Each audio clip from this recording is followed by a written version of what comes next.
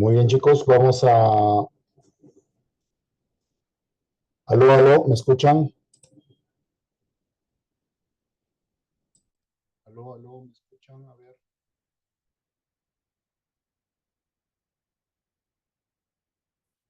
Aló, aló, aló, aló.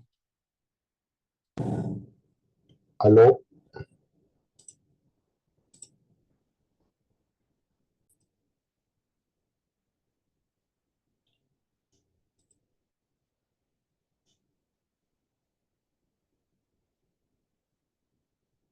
Muy bien, vamos a resolver ahora la práctica de psicología.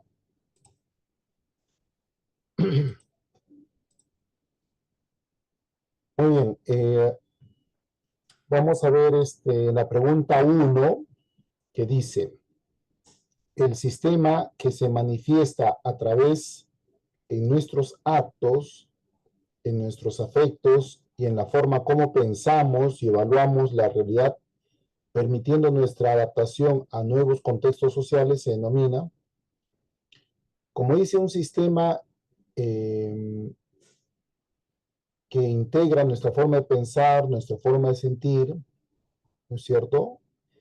Eso tendría que ser personalidad, porque la personalidad es un sistema psicológico cambiante que integra patrones de pensamiento, emociones, comportamientos, y en función, obviamente, a un contexto social, un contexto de la realidad social. Entonces, no podría ser autoestima porque la autoestima básicamente es una actitud valorativa hacia uno mismo. No es un sistema que integra todos los demás componentes del pensamiento, de las valoraciones, pensamientos, etc. Y la conciencia es solamente la capacidad de darnos cuenta. El temperamento sería la base biológica de la personalidad y el carácter sería la parte moral de nuestra personalidad. Por eso que en este sentido la respuesta es la B. Veamos con la pregunta 2. Luisa suele ser muy tímida y reservada, pero cuando debe defender sus valores ideales, se expresa con firmeza y determinación. Según el enunciado anterior, Luisa, al defender sus valores, refleja que como aquí hay convicción, como hay valores, ¿no? Determinación, eso tiene que ser el carácter, ¿no? Porque el carácter era la parte valorativa, la parte moral, la parte que tiene que ver con nuestras motivaciones y convicciones. En cambio, el temperamento era la parte más afectiva, es la fuerza de nuestras emociones, la fuerza de nuestras acciones, ¿no? Es también el equilibrio de nuestras emociones. Pero aquí tiene que ver con convicciones, entonces tendría que ser carácter. Veamos la pregunta 3. El psiquiatra austriaco atribuyó a los factores inconscientes un rol fundamental en la determinación del comportamiento humano. Bueno, si es un austriaco, tendría que ser Sigmund Freud, ¿no? Sigmund Freud es o fue neurólogo y luego psiquiatra, digamos así, por los casos que atendió, y le daba mucha importancia a los conflictos inconscientes en la resolución de los traumas, ¿no? Es decir, no creía que la persona eh, era consciente de sus acciones, sino sobre todo toda acción del ser humano estaba determinado por conflictos inconscientes, sobre todo conflictos no resueltos en la etapa de nuestra infancia. En la pregunta 4 dice Sigmund Freud define al psicoanálisis como la ciencia del inconsciente. Claro, el psicoanálisis analizar, ¿no? Es decir, escarbar la mente hasta llegar al inconsciente. Tal como usa una serie de métodos, dentro de los cuales se encuentra aquel que consiste en inducir al individuo a un estado de semiconsciencia en la que el sujeto recuerda una serie de experiencias reprimidas, conocidas como, bueno, si lo que va a buscar es un estado semiconsciente, y ahí recién recuerda experiencias reprimidas, tendría que ser con la hipnosis, ¿no? Que lo aprendió de Charcot, un médico francés. Y al inicio utilizaba el péndulo del reloj y luego utilizaba una vela encendida con la cual podía entrar a un estado semiconsciente el cliente o el paciente y de esa manera recordar hechos que no recordaba en su etapa, en su nivel consciente. Pregunta 5. El método psicoanalítico que consiste en manifestar libremente y sin restricciones los pensamientos que vienen a la mente a partir de palabras, números, imágenes de un sueño. Bueno, si, si, si el paciente habla todo lo que quiere sin restricción, ¿no es cierto?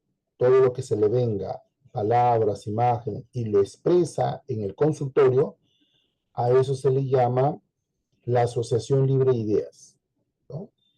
Como el psicoanalista ya conoce su pasado, en otras sesiones conoce su historia, tendrá la posibilidad de poder interpretar sus errores al hablar, ¿no? El énfasis en ciertas palabras, el tema de la conversación, etc., ¿no? Esa es la asociación libre de ideas. La pregunta 6. La región mental que según el psicoanálisis contiene todo aquello de lo que estamos al tanto en un momento dado se denomina, a ver, si tú te das cuenta de lo que estás viendo, lo que estás escuchando, eso tendría que ser el nivel consciente, ¿no? Ese nivel donde uno se da cuenta del tiempo y del espacio en la cual nos encontramos. En cambio, el nivel preconsciente están guardados los contenidos accesibles como conocimientos, experiencias que podemos acceder. Pero el inconsciente, por el contrario, es la parte más profunda, tiene que ver con experiencias infantiles, experiencias reprimidas. Pregunta 7, podemos mencionar lo siguiente. Mientras redacta un informe, un periodista escribe corrupción en lugar de corrección, sin darse cuenta del error. Este tipo de equivocación involuntaria es un ejemplo de un lapsus, como está escribiendo, sería lapsus calamis, ¿no? Porque si fuera un error al hablar, sería lapsus linguae. Según el psicoanálisis, sería una manifestación del inconsciente, porque recuerda que el inconsciente se expresa de 4 maneras. Como dice aquí en la alternativa A través de los actos fallidos, ¿no? Estos lapsus. La otra puede ser a través de los sueños, ¿no es cierto? El otro es a través de los síntomas conversivos y el otro es a través de los chistes. Aquí tenemos un ejemplo adicional de cómo se comete un lapsus, pero en este caso linguae. Te invito a una copa, Raúl. Soy Sergio, no Raúl. Cometí un error. Entonces su inconsciente estaría pensando en Raúl y no en Sergio. Muy bien, pero si es un error al escribir sería un lapsus calamis. Pregunta 8. En la teoría freudiana de Freud, la instancia psíquica que representa la internalización de normas morales y también valores, generando sentimientos de culpa cuando uno viola dichas normas, cuando uno no cumple dichas normas, es conocida esa parte de nuestra mente que hemos guardado, hemos interiorizado los valores, las normas sociales, se le llama el superyo, también llamado superego, que se forma alrededor de los 3 a 6 años. Ahí empieza a formarse porque ahí empiezan también los castigos, empieza también digamos, los padres a a controlar nuestras travesuras, nuestros impulsos a través de límites de sanciones, a través de, digamos, también castigos, que lo vamos incorporando, que eso es un deber, no pasarnos de esa línea, ¿no? En la pregunta 9, según Freud, el aparato psíquico, que es lo mismo que mente, está compuesto por tres instancias fundamentales. Una de ellas es la estructura que opera de manera inconsciente, rigiéndose por el principio de placer y buscando la satisfacción inmediata de los impulsos sin considerar las normas sociales o morales. Bueno, recuerda que dentro de la mente había tres instancias psíquicas, ¿no? El ello, el yo y el superyo. El ello es inconsciente y es el que busca placer. En ese sentido, la clave tiene que ser el ello, o en latín, que también se le llama it, ¿no? El ello o it. Ahí se encuentra, pues, los instintos, ahí se encuentra la parte más, los impulsos biológicos, ¿no? Y todo el ello es inconsciente, no tiene ninguna parte que es consciente ni preconsciente. Muy por el contrario, el yo tiene parte inconsciente, parte preconsciente y parte consciente. El superior también tiene superyo inconsciente, superyo preconsciente y superyo consciente. Pero en cambio el ello siempre es inconsciente. En la pregunta 10, Juan siente un impulso intenso de tomar un objeto que no le pertenece, pero antes de hacerlo reflexiona sobre las consecuencias y decide respetar las normas, es decir, no robar. Según el segundo enfoque del psicoanálisis, es decir, la teoría estructural, donde habla del ello, el yo superior, el deseo de tomar ese objeto proviene sería del ello o it, y su decisión de actuar correctamente, es decir, en función a normas, porque para que sea correcto, tiene que ser en función a normas, valores, y esa tiene que ser el superyo o superego. En la pregunta 11, cuando una persona siente un fuerte impulso agresivo hacia alguien, pero en lugar de actuar de manera violenta, canaliza esta energía practicando un deporte de contacto, está aplicando el mecanismo de defensa conocida. Claro, si es una persona que es impulsivo, agresivo, pero se dedica al box, ¿no? Se dedica al taekwondo, lo que está haciendo es una sublimación. Está siguiendo siendo agresivo, pero esta vez tiene la licencia social como deportista, nadie le va a criticar. En la pregunta 12 dice lo siguiente: un individuo que experimenta deseos hostiles hacia una persona, pero en lugar de manifestarlos, la trata con extrema amabilidad y deferencia, consideración, está utilizando un mecanismo de defensa que consiste en otras palabras, es un sentimiento contrario al verdadero sentimiento, ¿no es cierto? Tiene un deseo hostil, un deseo, digamos, de venganza, pero se muestra muy amable. Cuando tú haces algo contrario a lo que sientes, eso se llama, en el psicoanálisis, formación reactiva. ¿Está bien? Por ejemplo, otro ejemplo es cuando uno se ríe a carcajadas, ¿no es cierto? Cuando en el fondo uno está muy triste. ¿Está bien? Hay días que de forma muy exagerada nos reímos, inconscientemente estamos tristes. Es un mecanismo de defensa. En la pregunta 13, Daniel desde muy pequeño deseaba vestirse con licra y pantalones ajustados, pero recibió muchas críticas por parte de su familia. En la actualidad se dedica al ciclismo y al ballet, y nadie lo cuestiona ahora por usar dichas prendas. El enunciado anterior ejemplifica el uso del mecanismo de defensa Bueno, aquí hay,